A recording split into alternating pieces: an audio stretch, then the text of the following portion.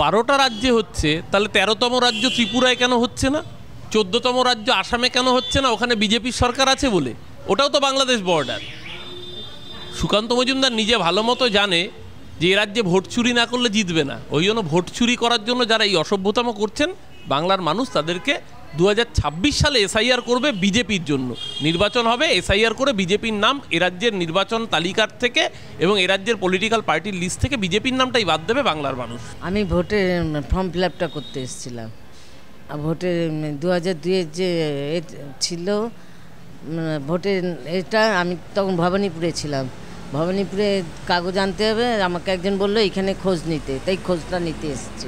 মানুষের সমস্যা হচ্ছে 2002-এর ভোটার লিস্ট একটা বড় সমস্যা, ব্যতিব্যস্ত করে দিয়েছে মানুষকে।